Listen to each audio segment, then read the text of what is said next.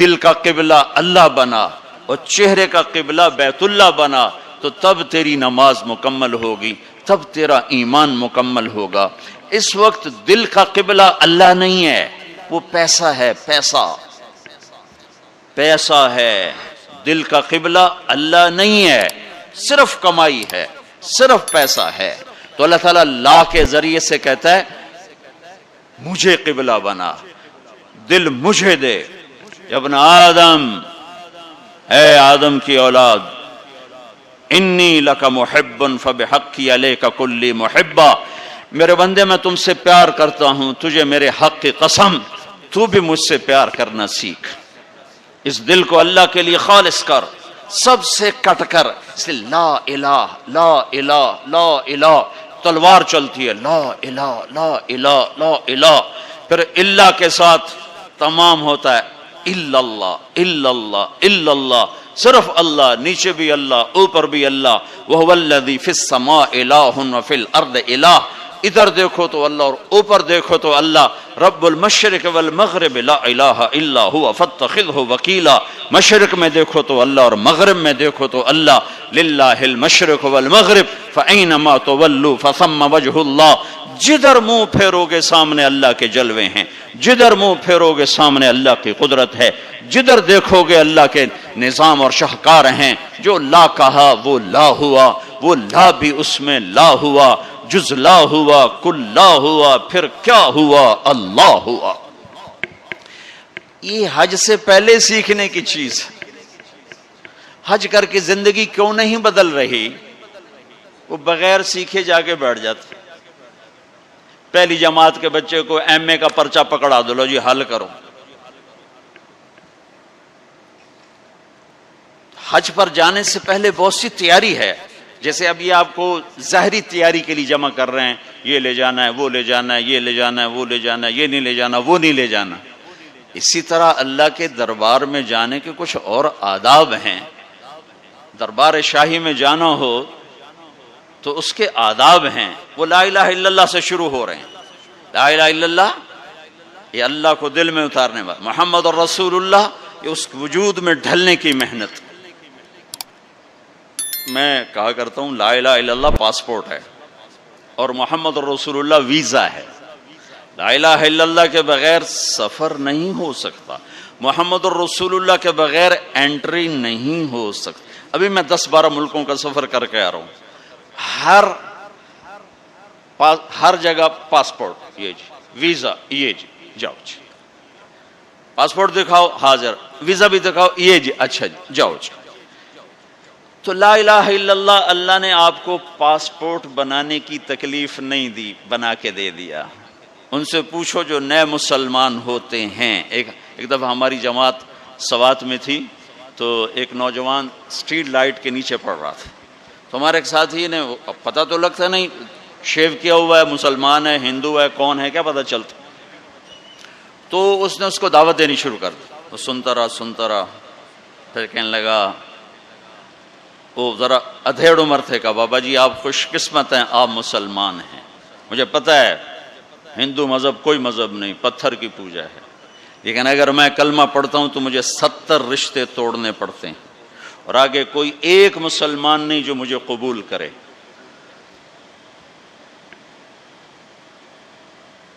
مجھے قبول کرنے والا کوئی نہیں، اور جن 70 رشتوں کو توڑوں گا اس کا آگے مسلمانوں کے پاس متبادل کوئی نہیں۔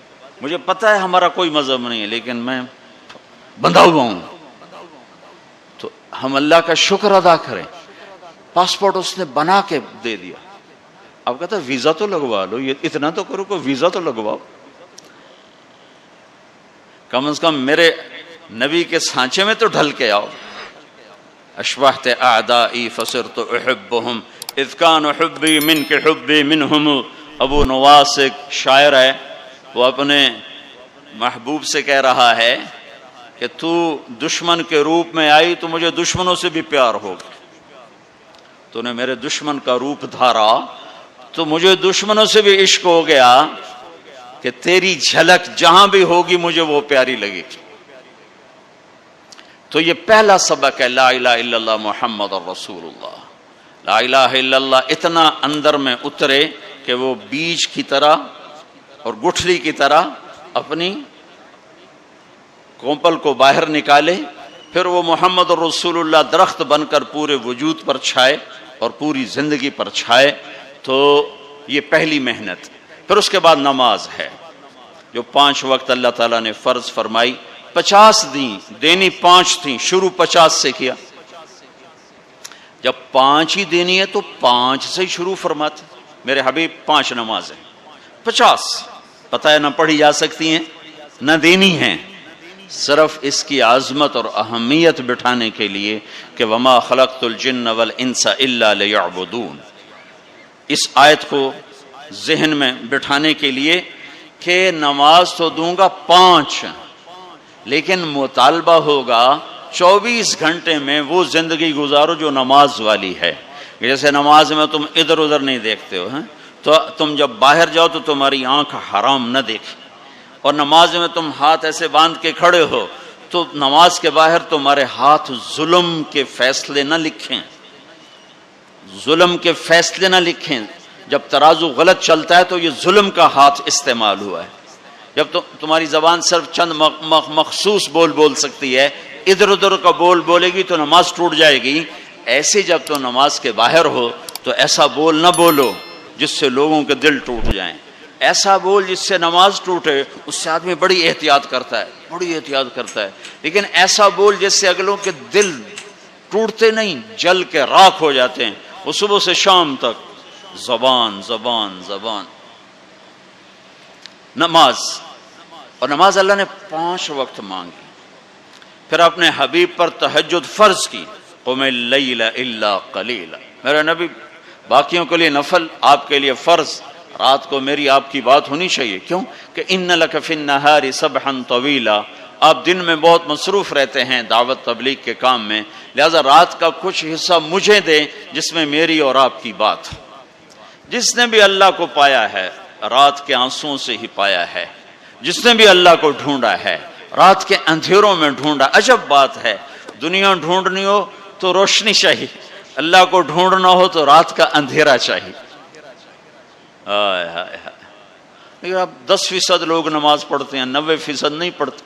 حج پہ جا کے بھی نہیں پڑھتے، عادت ہی نہیں پڑھی ہوئی تو حج کے جا پہ بھی نہیں پڑھتے. نماز. تیسری چیز ہے زکوٰۃ جو اللہ نے مالدار پر فرض کی. اچھا ایک بیچ میں جب ہمارے نبی 50 نمازیں لے کر واپس چل پڑے، کوئی بات ہی نہیں کی. اچھا یا اللہ ٹھیک، تو میں نے پڑھا تو کہیں نہیں، لیکن مجھے لگتا ہے کہ اللہ تعالیٰ نے موسیٰ علیہ السلام کو آگے کھڑا کیا ہوگا کہ میرا نبی تو 50 لے کے چل پڑا، اسے واپس بھیجو. اس کی امت نے تو 5 کو نہیں پڑھنی ہے، 50 کے تو پڑھن، اس کو میرے پاس واپس بھیجو. تو آگے موسیٰ علیہ السلام کھڑے ہوئے چھٹے آسمان پر. یا رسول اللہ سے ملاقات کیسی رہی؟ کہ بہت اچھی رہی. کیا ہوا؟ کہ 50 نمازیں ملی. کہ یا رسول اللہ میں آپ کی محنت کرتا ہوں، یہ کوئی نہیں پڑھیں گے، واپس جا کر تھوڑی کروائیں. پھر آپ واپس گئے سدرۃ المنتہا. تو اللہ نے کتنی کام کی؟ 5. چلو اللہ تعالیٰ 45 کٹھی اڑا دیتا. اچھا میرے حبیب 5. پھر واپس. پھر ہمارے نبی نے نہیں کہا یا اللہ بہت زیادہ ہیں. تسلیم و رضا، تسلیم و رضا. اللہم انی اسألک الرضا بعد القضاء. یہ دعا روز میرے نبی صبح و شام مانگتے تھے. اے اللہ مجھے اپنی تقدیر پہ راضی رہنے کی توفیق عطا فرما. پھر موسیٰ علیہ السلام کتنی؟ 45. واپس. پھر 5، پھر 5، پھر 5. اڑتے گئے 5 رہ گئے. پھر آگے موسیٰ علیہ السلام کھڑے ہوئے. یا رسول اللہ کتنی؟ کہا 5. کہا نہیں واپس جائیں، کوئی نہیں پڑھیں گے. کہا نہیں اب مجھے شرم آتی ہے، 5 ختم ہو رہی ہیں. اب گیا تو یہ 5 بھی چلی گئیں تو میری امت تو ختم ہو گئی، میری امت تو محروم ہو گئی. اب میں نہیں جاتا. کہا ٹھیک ہے آپ کی مرضی، ویسے مجھے پتا ہے کہ یہ نہیں پڑھیں گے، چونکہ میری امت پہ 2 نمازیں فرض تھیں، انہوں نے وہ بھی نہ پڑھی. یہ کراچی والے 5 کہاں پڑھیں؟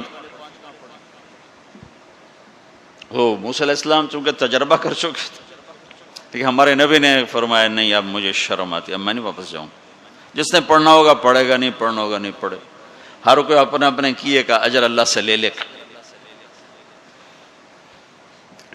صرف عظمت اور اہمیت بٹھانے کی. جب آپ اس 5 پر موسیٰ علیہ السلام کو انکار کر کے چل پڑے تو پیچھے سے اللہ کی آواز آئی، میرے حبیب پڑھنے کو 5 لیکن میرا بول وہی، لکھوں گا 50. ہر نماز 10 لکھی جائے گی، ہر نماز 10 لکھی جائے گی. پھر اللہ نے زکوٰۃ کو فرض کیا، مالداروں پہ زکوٰۃ. خذ من اموالہم صدقۃ تطہرہم بہا وتزکیہم وصلی علیہم.